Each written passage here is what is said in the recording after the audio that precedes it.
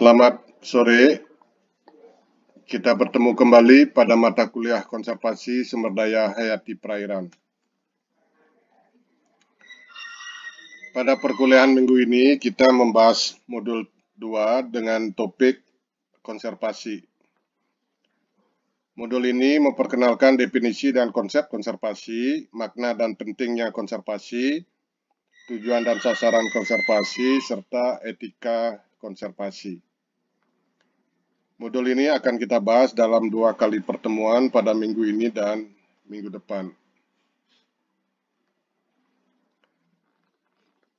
Tujuan dari pembelajaran modul ini diharapkan mahasiswa mampu untuk pertama, mendefinisikan tentang konservasi serta menjelaskan makna, konsep, pentingnya konservasi sumber daya hayati, dan tujuan serta sasaran konservasi sumber daya hayati perairan.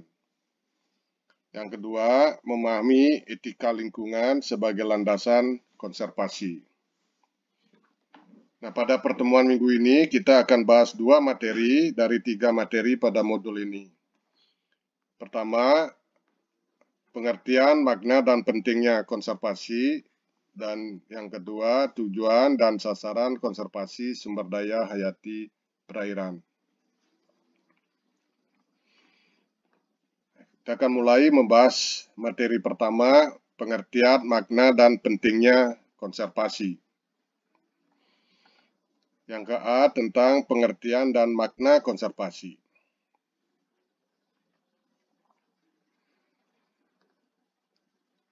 Konservasi ini adalah istilah yang sudah biasa dan sering kita dengar dan sudah tidak asing bagi kita, tetapi belum tentu pengertian dan maknanya kita pahami secara jelas. Nah, konservasi ini adalah istilah yang digunakan untuk melestarikan apa yang sudah ada dan kehati-hatian serta perhatian untuk melindunginya untuk masa depan.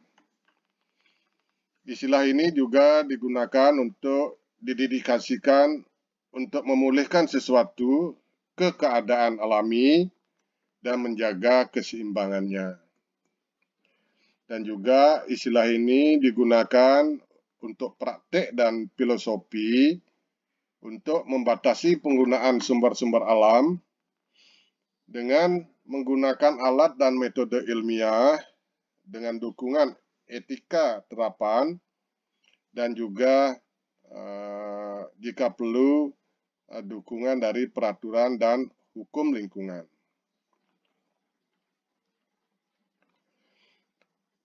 Nah, pada umumnya istilah konservasi ini secara luas menyangkut 3 bidang. Yang pertama adalah digunakan pada konservasi warisan budaya dan lingkungan binaan. Ini menyangkut konservasi arkeologi, bangunan bersejarah, dan lanskap budaya. Nah, lanskap budaya ini adalah bentang alam yang dibentuk atas intervensi budaya dan kearifan lokal dari manusia. Sebagai contoh, di Bali itu ada satu lanskap budaya yaitu Subak Jatiluwih yang terkait dengan lanskap budaya Subak. Ini tujuannya adalah mempromosikan kesadaran budaya dan rasa hormat dan melestarikan warisan yang dibangun untuk dinikmati generasi mendatang. Yang kedua adalah konservasi ekologi. Nah, konservasi ekologi ini menjaga keseimbangan ekosistem atau satwa liar untuk memastikan jumlah populasi spesies yang terancam atau yang hampir punah itu tidak terancam. Nah, ini adalah juga mempertahankan habitat atau lanskap dan keanekaragaman hayati untuk dipelajari seperti melalui pendidikan dan penelitian atau dinikmati melalui rekreasi dan pariwisata.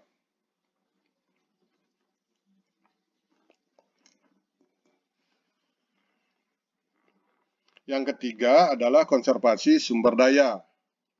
Nah, ini terkait dengan upaya konservasi sumber daya air, energi, dan lain-lain. Nah, ini adalah upaya untuk membatasi penggunaan sumber daya, misalnya sumber daya air, sumber daya energi, untuk mengurangi beban pasokannya melalui misalnya hemat air atau hemat energi.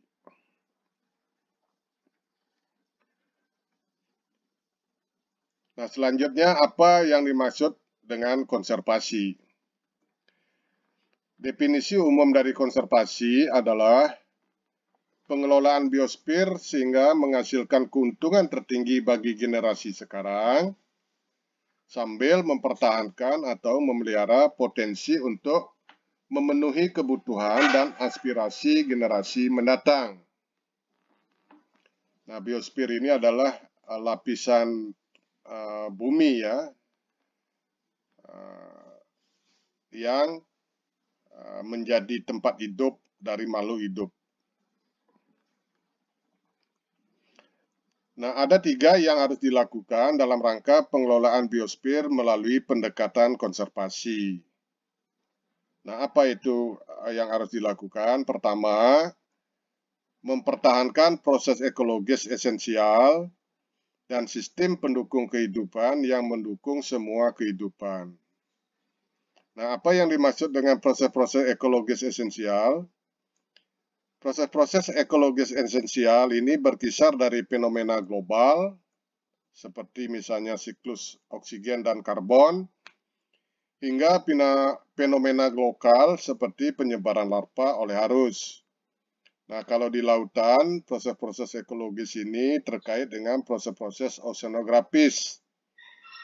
Baik itu proses oceanografi fisik, misalnya arus, gelombang, pasang surut, dan lain-lain.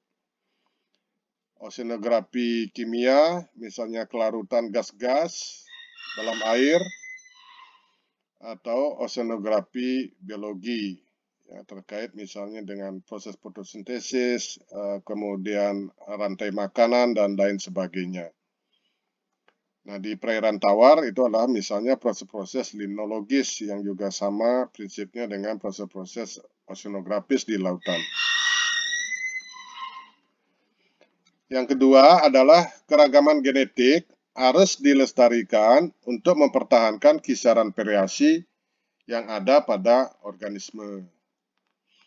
Nah, ini termasuk spesies, subspesies, ya, varietas, strain, ya, serta bentuk tumbuhan, hewan, dan mikroorganisme yang harus dipertahankan.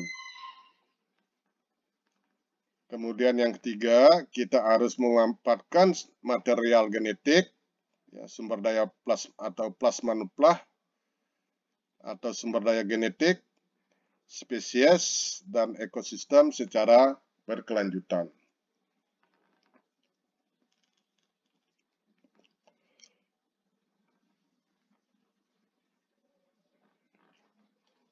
Nah, sekarang kita membahas sedikit tentang persamaan dan perbedaan konservasi atau conservation dan pelestarian atau preservation. Seringkali kita merancukan penggunaan konservasi dengan pelestarian atau dengan preservasi. Nah, di dunia ini ya, ada 2 aliran atau pendekatan yang dianut oleh para ahli dan juga pegiat lingkungan hampir di seluruh dunia, ya, dalam menyikapi kerusakan lingkungan, sumber daya alam, dan sumber daya binaan yang disebabkan oleh manusia. Jadi pertama ada aliran konservasionis, dan yang kedua aliran pelestarian.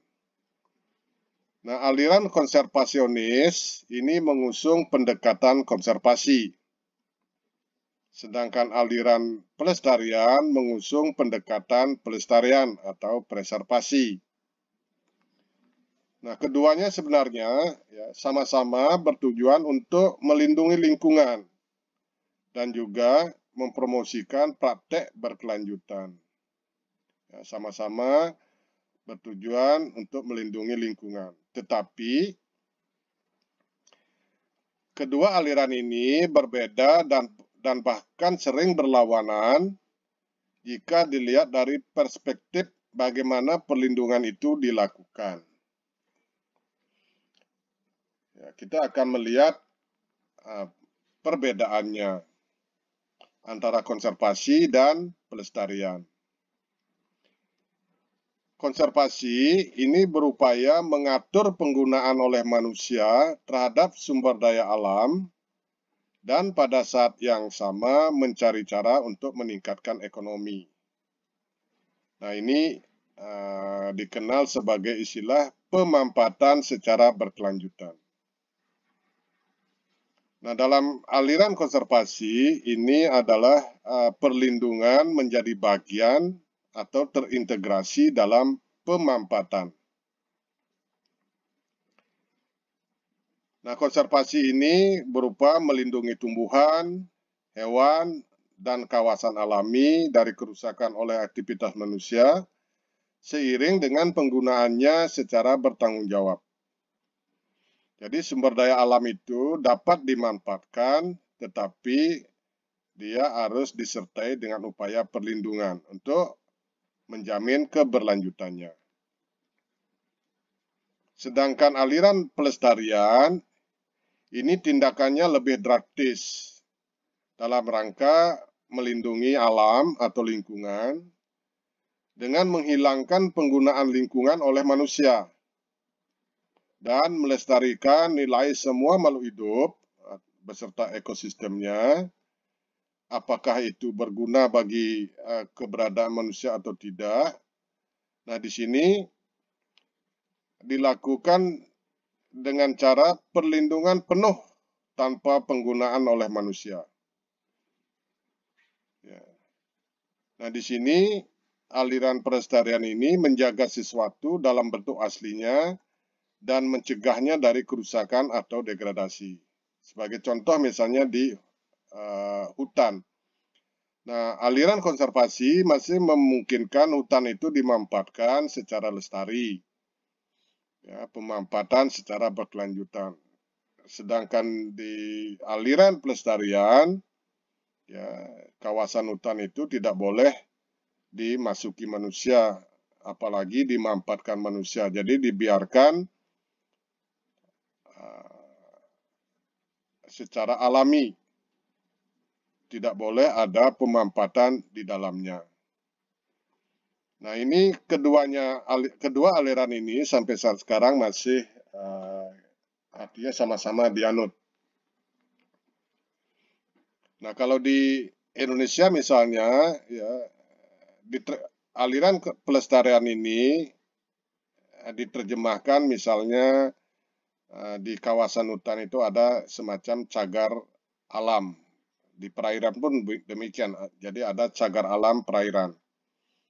Di situ memang alam dibiarkan sebagaimana alami, tanpa ada intervensi manusia. Sedangkan kalau konservasi misalnya adalah taman nasional, itu adalah contoh konservasi taman nasional atau taman nasional laut, jadi kawasan tersebut dilindungi tapi masih bisa dimanfaatkan secara berkelanjutan.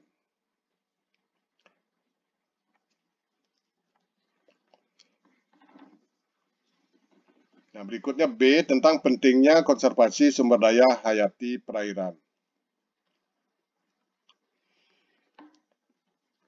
Sumber daya hayati perairan sangat penting bagi evolusi dan untuk memelihara sistem-sistem kehidupan yang berkelanjutan, khususnya di perairan ini dan juga biosfer pada umumnya.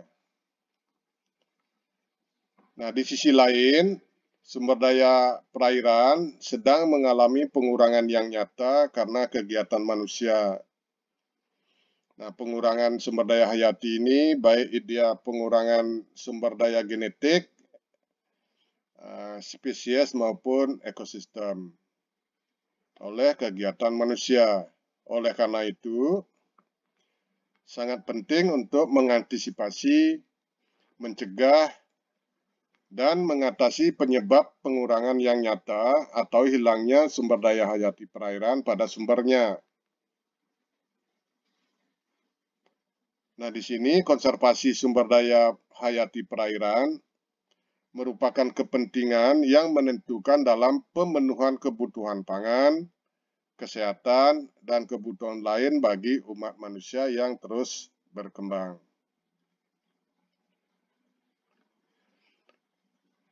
Nah, pada akhirnya konservasi ini adalah tindakan baik menghormati hidup maupun membuat hidup lebih ramah dengan menemukan dan hidup sesuai aturan ekologis. Nah, ini nanti kita akan bahas lebih detail di materi etika lingkungan. Bagaimana manusia itu hidup bersama dengan alam atau bersama dengan lingkungan. Nah, selain itu, konservasi juga sesuatu yang jauh lebih mendesak. Sekarang ini sekurang-kurangnya setengah populasi dunia sedang berjuang terhadap masalah hidup dan mati. Orang-orang seperti petani, nelayan, dan juga pemburu yang berjumlah sekitar 3/4 dari populasi negara berkembang sedang berjuang hidup sehubungan dengan semakin merosotnya sumber daya hayati. Nah, diharapkan konservasi adalah satu-satunya jalan di mana mereka masih bisa memperoleh penghidupan dalam jangka panjang. Nah, tanpa adanya konservasi, maka banyak orang-orang yang hidup dari sumber daya alam itu akan terancam kehidupannya.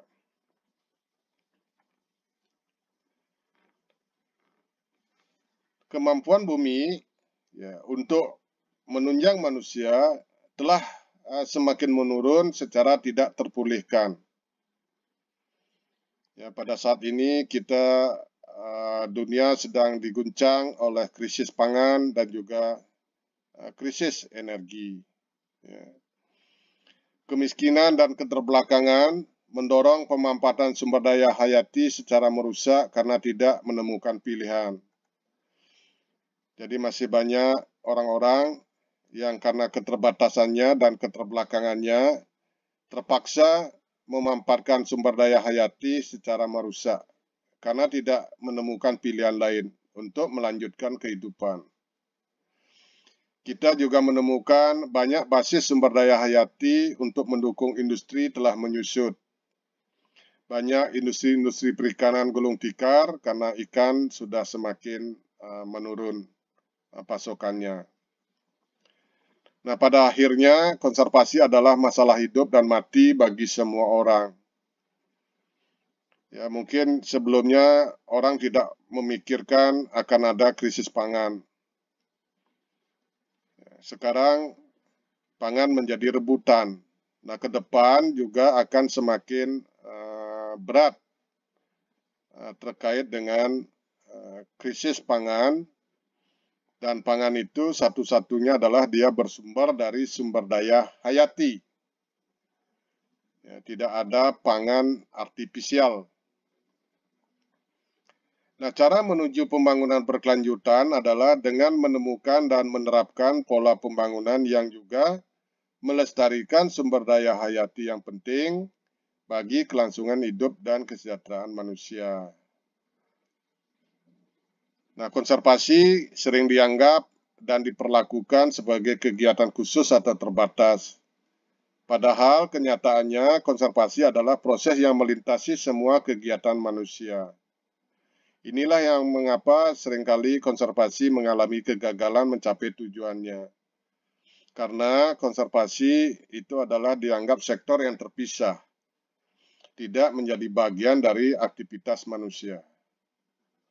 Nah, agar hal ini dapat dicapai, kita masing-masing harus mengarahkan kembali pandangan kita tentang dunia dan tempat serta peran kita di dalam dunia ini. Jadi manusia harus introspeksi ya, bahwa manusia harus hidup bersahabat dengan alam. Itu maksudnya.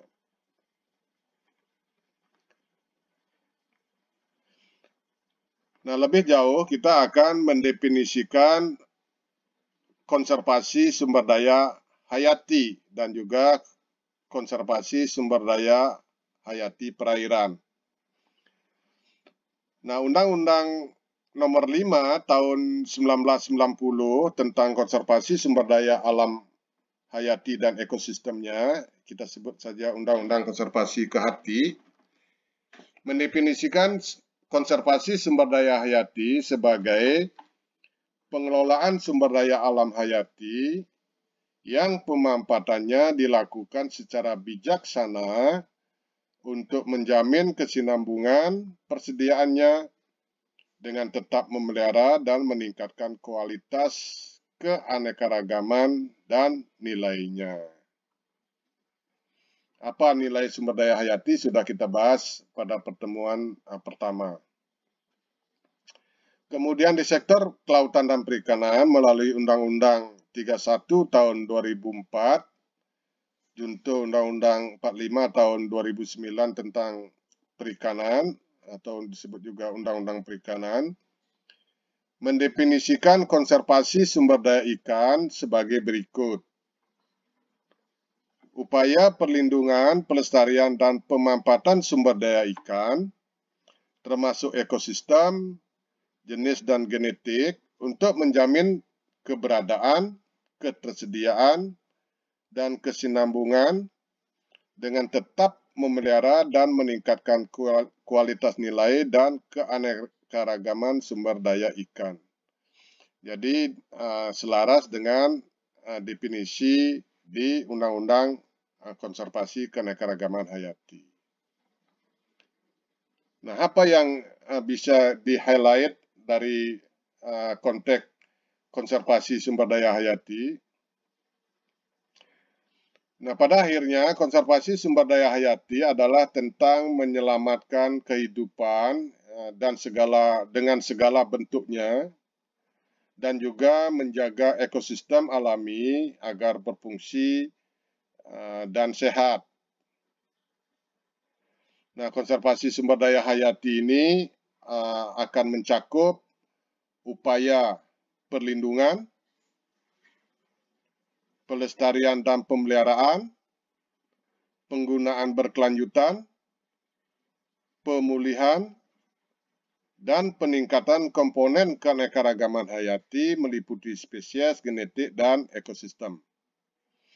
Nah, ini agar dipahami, ya, jadi lingkup dari konservasi sumber daya hayati pada akhirnya dia menyangkut upaya perlindungan, pelestarian, pemeliharaan, penggunaan berkelanjutan, pemulihan, dan peningkatan komponen keanekaragaman hayati itu sendiri. Jadi, konservasi tidak hanya menyangkut perlindungan semata. Tidak seperti yang dianut oleh aliran preservasi. Kita menganut aliran konservasinis. Nah, konservasi adalah bentuk atau perwujudan dari pembangunan berkelanjutan.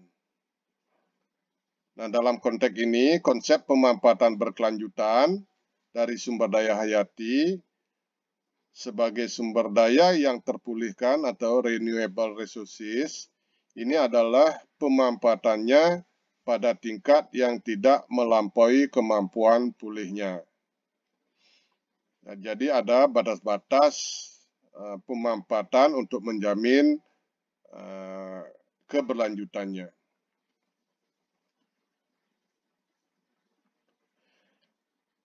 Nah, berikutnya kita akan bahas materi kedua, tujuan dan sasaran konservasi sumber daya hayati perairan. Nah, tujuan dari konservasi sumber daya hayati perairan adalah mengusahakan terwujudnya kelestarian sumber daya hayati perairan serta keseimbangan ekosistemnya sehingga dapat lebih mendukung upaya peningkatan kesejahteraan dan mutu kehidupan manusia. Jadi sebenarnya ini ujung-ujungnya adalah pada tujuan peningkatan kesejahteraan dan mutu kehidupan manusia dari tujuan dari konservasi sumber daya hayati perairan. Ya, tentu kita ingin ikan semakin berlimpah, ya, nelayan semakin sejahtera, ya, generasi mendatang optimis masih dapat menikmati sumber daya hayati perairan di masa depan, ya, dan keanekaragaman hayati tertentu itu bisa dilindungi, ya, keberadaannya. Nah, berhasilnya konservasi sumber daya hayati perairan berkaitan erat dengan tercapainya 3 sasaran konservasi.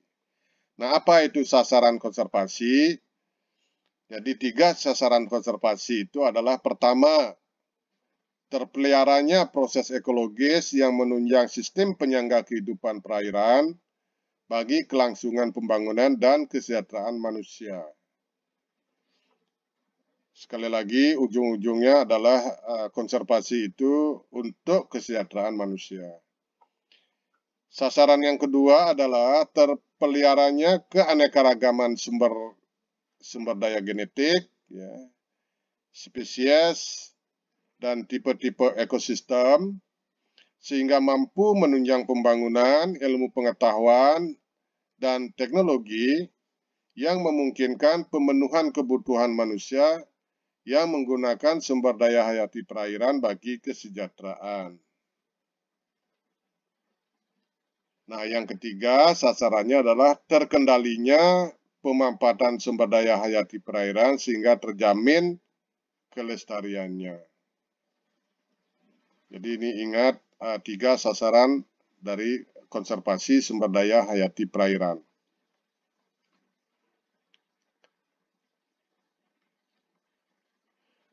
Nah, konservasi sumber daya hayati perairan memberikan berbagai manfaat baik bagi ekosistem alami, jenis, maupun genetik, serta komunitas manusia. Nah, untuk mencapai sasaran konservasi sumber daya hayati perairan, maka penting untuk pertama, memelihara atau memulihkan struktur, fungsi, dan integritas ekosistem dengan cara melindungi habitat dari kerusakan fisik akibat penangkapan dan kegiatan manusia lainnya, menghindari hilangnya keanekaragaman hayati dan produktivitas dengan cara mempertahankan integritas genetik. Tentang konservasi sumber daya genetik ini kita akan bahas pada modul 3. Kemudian juga dengan cara memulihkan ukuran populasi, struktur umur, dan komposisi populasi. Berikutnya, melindungi fungsi dan proses ekologis utama dengan cara mempertahankan jaring makanan dan struktur tropik di perairan, dan memelihara kelimpahan spesies kunci penting atau dikenal juga sebagai spesies insinyur di perairan. Kemudian berkontribusi pada manajemen berbasis ekosistem dan meningkatkan ketahanan ekosistem dalam skala besar dari tekanan. Kemudian yang kedua, untuk mencapai sasaran konservasi sumber daya hayati, ya, penting untuk menyediakan jaminan, tanda petik, untuk mengurangi dampak yang merugikan, terutama dari penangkapan ikan berlebihan. Inilah nanti pentingnya menyediakan jaminan ini berupa kawasan konservasi atau kawasan cadangan yang tidak boleh dilakukan penangkapan, yang disebut sebagai daerah larang ambil atau no take zone. Nanti kita akan bahas pada bab berikutnya. Kemudian yang ketiga, penting untuk melindungi area tertentu yang dapat menyediakan bank benih, bank benih reproduktif ini, di mana telur dan larva nantinya dapat didistribusikan ke daerah lain. Nah, ini seperti misalnya membangun reservat dan juga zona-zona perlindungan tempat-tempat ikan memijah atau bertelur. Nah, jadi demikian materi kuliah hari ini. Kita akan perdalam materi ini pada sesi diskusi. Sekian dan terima kasih telah menyimak.